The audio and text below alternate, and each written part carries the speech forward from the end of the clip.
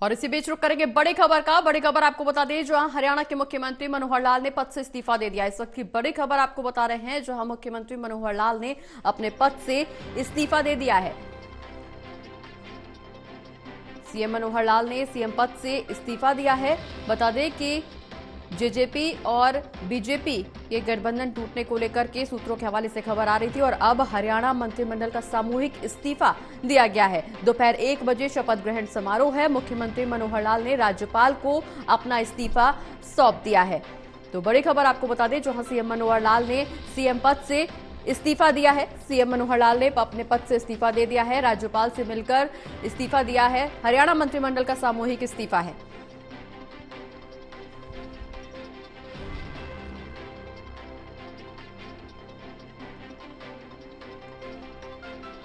तो हरियाणा की सियासत में बड़ी हलचल पैदा करने वाली खबर, जहां सीएम मनोहर लाल ने अपने पद से इस्तीफा दे दिया है। बता दें कि राज्यपाल को अपना इस्तीफा मनोहर लाल ने सौंप दिया है। सीएम पद से मनोहर लाल ने इस्तीफा दे दिया है, राज्यपाल से मिले हैं और उन्होंने अपना इस्तीफा सौंप दिया है। हरियाणा मंत्रिमंडल का सामूहिक इस्तीफा दिया गया है। दोपहर 1 बजे शपथ ग्रहण समारोह होगा।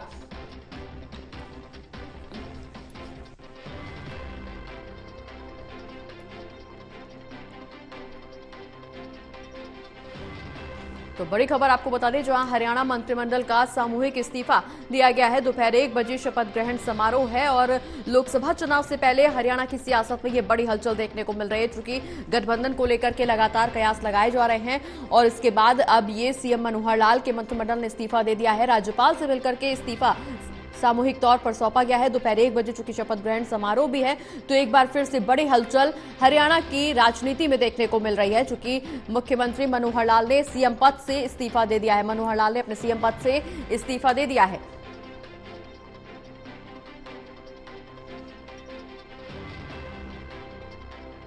और इसी खबर पर ज्यादा जानकारी के लिए एसोसिएट एडिटर प्रदीप कुमार जी हमारे साथ लाइव जुड़े हुए हैं। प्रदीप जी, हरियाणा की सियासत से बड़ी खबर निकल करके सामने आ रही है, जहां अभी तक गठबंधन को लेकर के अटकलों का बाजार गर्म था, वहीं अब इस बीच बड़ी खबर सामने आ रही है, जहां मुख्यमंत्री मनोहर लाल ने पद से इस्तीफा दे दिया है। देखिए, बिल्कुल जबरदस्त राजनीतिक हलचल देखने को मिल रही है हरियाणा में, जहां सामूहिक इस्तीफा हुआ है। मनोहर लाल सरकार जो वहां पर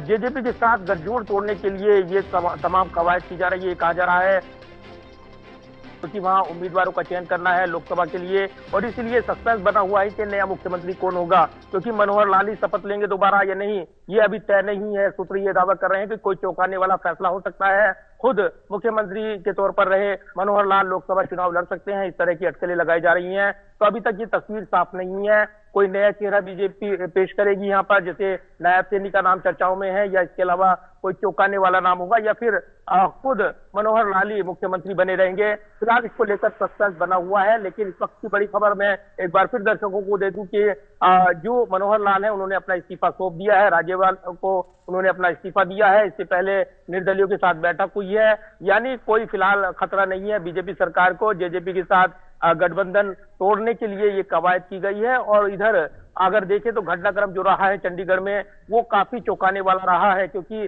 कल जिस तरीके से केंद्रीय चुनाव समिति की बैठक हुई बीजेपी की, ये कहा गया है कि हरियाणा के उम्मीदवारों पर भी चयन होगा, लेकिन उसके बाद उसको टाल दिया गया और उसके बाद सस्पेंस बना हुआ था।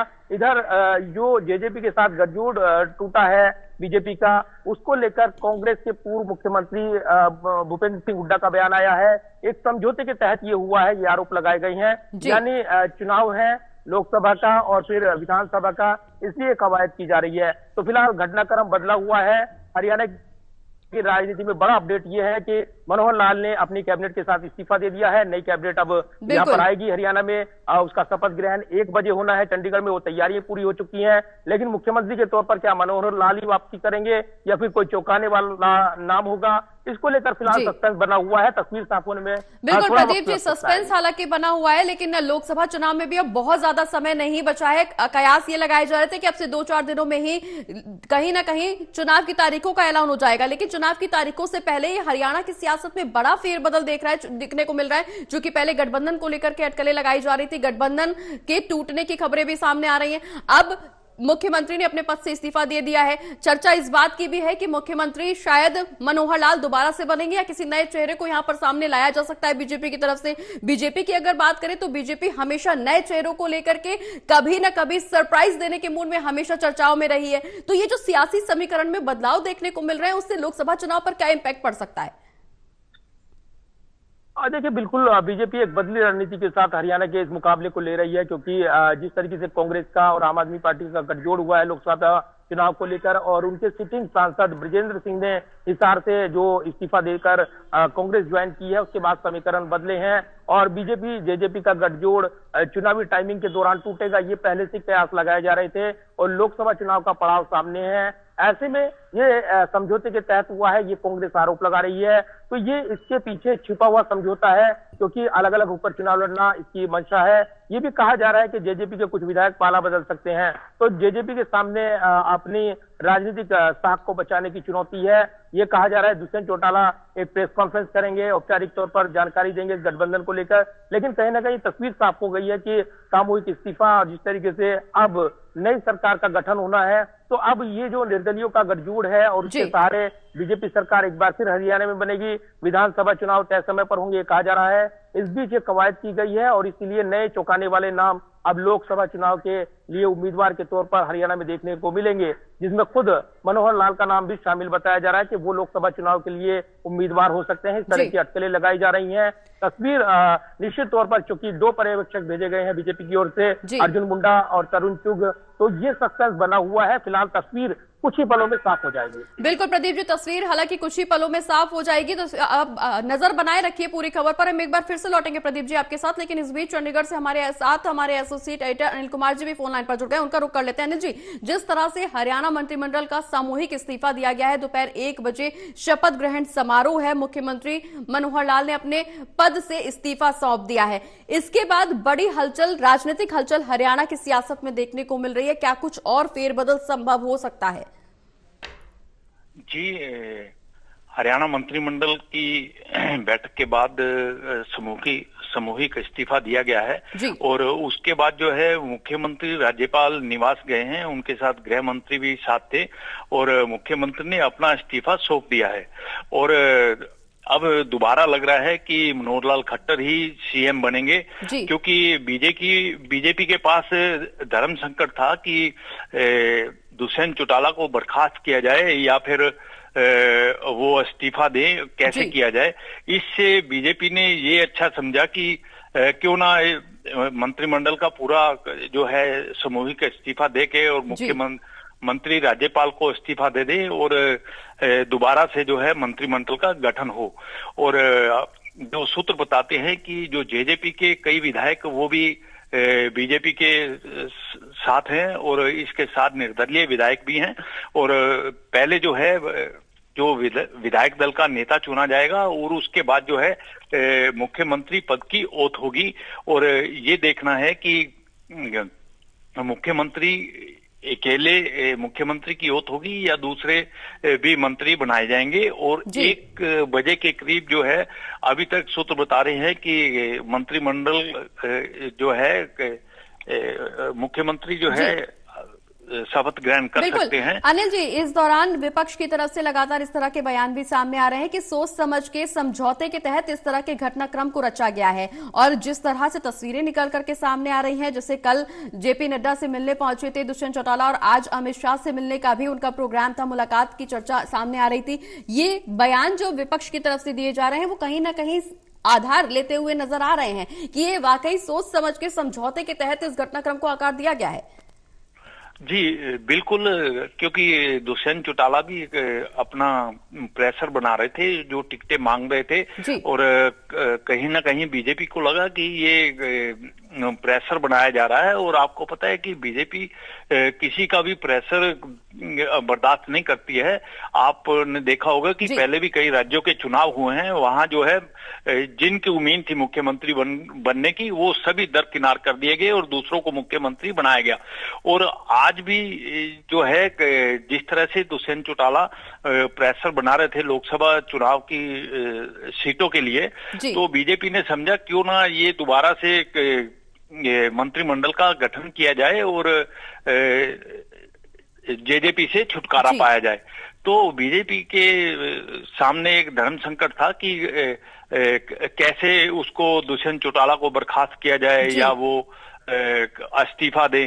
तो इन सभी चीजों से निकलते हुए बीजेपी ने यही समझा कि क्यों ना मुख्यमंत्री और सामूहिक मंत्रिमंडल का इस्तीफा करवा दिया जाए, और उसी सोच को आगे लेकर चले आए और सामूहिक मंत्रिपरिषद ने इस्तीफा दिया है और उसके बाद मुख्यमंत्री ने राज्यपाल को अपना इस्तीफा सौंप दिया है। इस धर्म संकट से निकलने के लिए बीजेपी ने एक बड़ा कदम तो उठा दिया है, लेकिन अब देखना ये होगा कि मुख्यमंत्री के रूप में अब कौन शपथ ग्रहण करेगा। क्या वाकई मनोहर लाल को एक बार फिर से पद सौंपा जाएगा या इस बार कोई नया चेहरा सामने लाया जा सकता है? अनिल जी, आप पूरे खबर पर नजर बनाए रखिए। हमारे साथ लगातार बने हुए हमारे associate editor doctor Pradeep Kumar ji. Pradeep ji, जिस तरह से मुख्यमंत्री के नाम को लेकर के ये संशय निकल करके सामने आ रहा है, कहा यह भी जा रहा है कि दबाव बनाने की कोशिश जेजेपी की तरफ से की जा रही थी, बीजेपी पर सीटों की मांग की जा रही थी, 2 सीटों की मांग जेजेपी लगातार बीजेपी से कर रही थी और शायद ये दबाव प्रेशर नहीं हैंडल करना चाहती थी बीजेपी, शायद इसी वजह से इस घटनाक्रम को आधार दिया गया है। लेकिन अब बड़ा संशय मुख्यमंत्री के चेहरे को लेकर के भी नजर आ रहा है कि क्या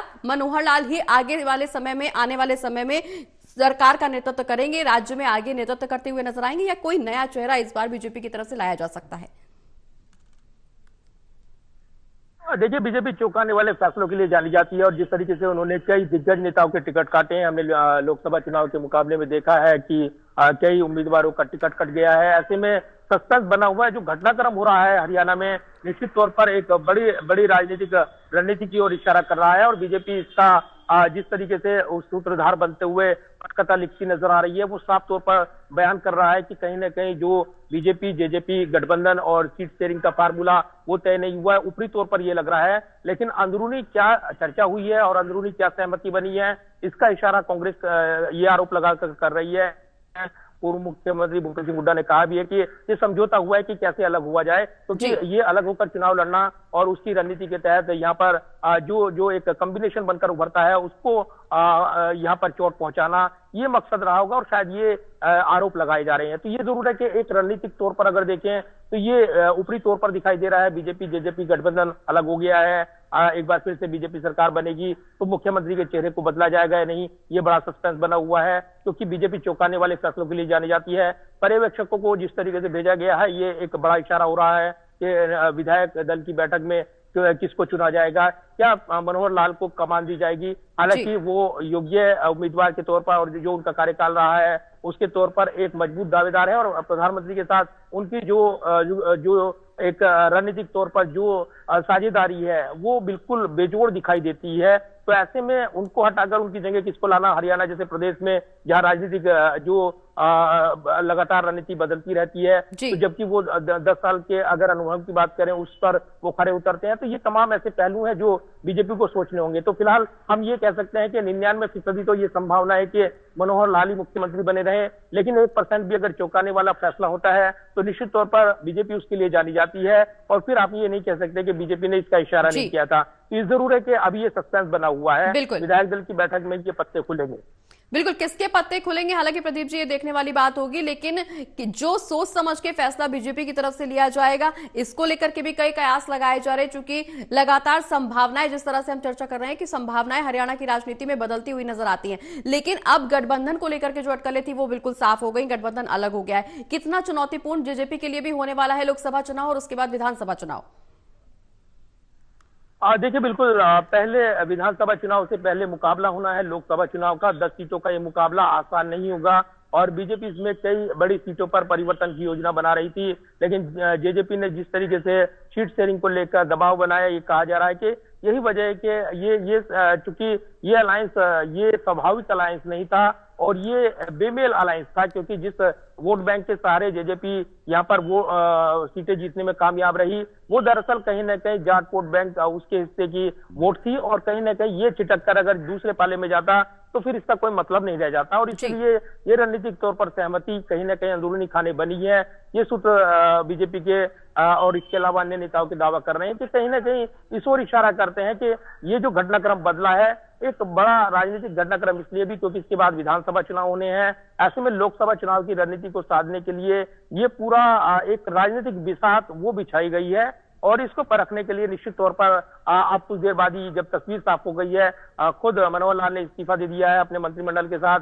नए मुख्यमंत्री का यहाँ पर बिल्कुल प्रदीप जी, राजनीतिक पिसाच जरूर हरियाणा की राजनीति में बिछाई गई। अब देखना यह होगा कि इसमें कौन कौन से मोहरे फंसते हैं और कौन कौन से मोहरों को आगे बढ़ाया जाता है। चूंकि 1 बजे शपथ ग्रहण समारोह है, उस दौरान बहुत बड़ा खुलासा यह भी होगा क्या कि मुख्यमंत्री के पद पर वापस मनोहर लाल ही काबिज होंगे या इस दौरान कोई नया चेहरा भी सामने लाया जा सकता है। नजर बनाए रखिए प्रदीप जी, हम फिर लौटेंगे आपके पास में।